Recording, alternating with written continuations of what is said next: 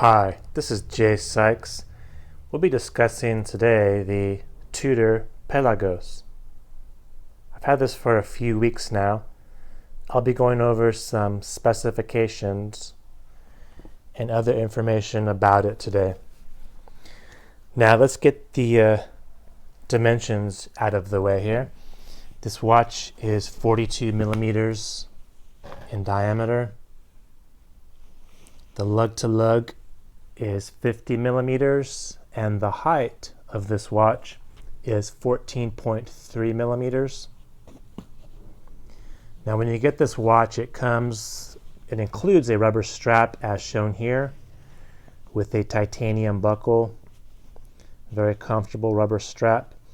Features these channels or grooves on the back which allows for airflow, increased comfort, and a nice bend over the curvature of the wrist. Very nice design indeed. Also includes a diver extension. Once again, rubber with titanium buckle. Allows you to use this over a dry suit or a very thick wetsuit. And includes a titanium bracelet. Titanium with stainless steel clasp. Very solid, but very light due to the materials. And some very nice design elements. If you look here, you can see this negative space has the Tudor shield and this sort of rook or castle in there. Very high quality. Once again, we see the Tudor shield design here and the clasp. Very secure. Tudor. Titanium and Stellanox, which is stainless steel, Swiss made. Now a cool feature about this bracelet is the adjustability. So you can see there's three little dots here. That's three different levels. You can adjust it to make a micro adjustment. To do that, you simply pull this part out and come down. It will lock into a slot. So if your wrist is swollen or whatever, you can quickly adjust it to three different places.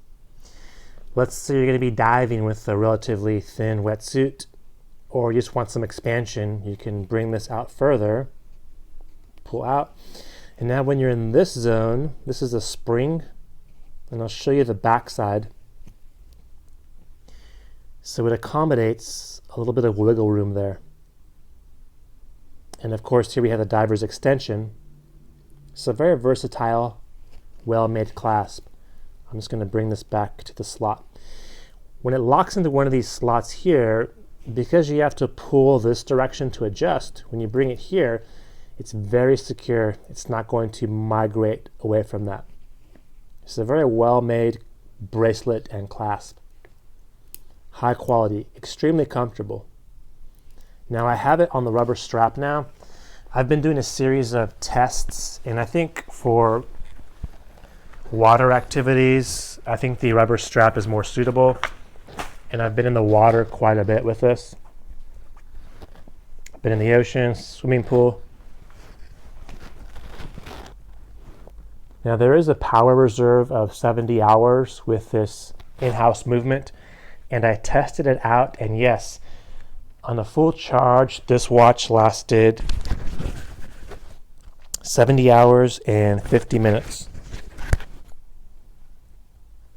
In terms of accuracy, as you can see here, it is partially obscured, but it's a officially certified chronometer, so extremely accurate. So it's less than 1 second fast a day. So for a 7-day period, it's about 5 seconds fast, which is excellent.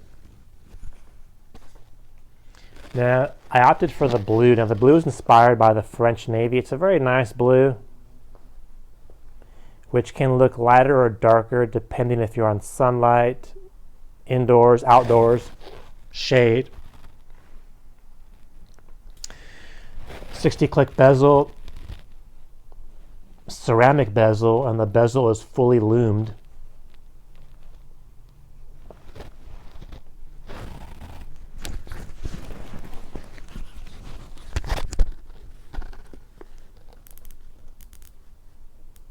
Very solid feel and solid sound. And no wiggle room there. A very authoritative detent in this bezel.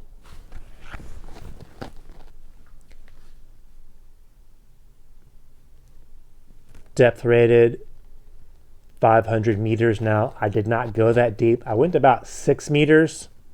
That's the deepest I've went with this. But it's held up well to everything. Titanium case, helium escape valve. Now this case is fully brushed and the bezel is matte. So, apart from the sapphire crystal, you're not going to find any shiny or reflective surfaces here. Here's the crown, screw down crown, of course, stainless steel back. Now, one thing worth mentioning, it comes with the bracelet as well as a rubber strap, and they're extremely tight tolerances. So as a result, it can be very difficult to change that out. So if you want to switch between the bracelet and the strap, I recommend having your dealer do it or your watchmaker.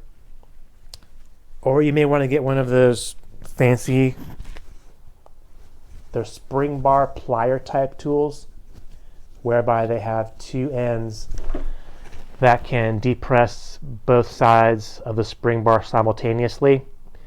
Now you can use a spring bar tool, a single tool here, but you may scratch up the back. If you don't care, go right ahead, but one thing to consider.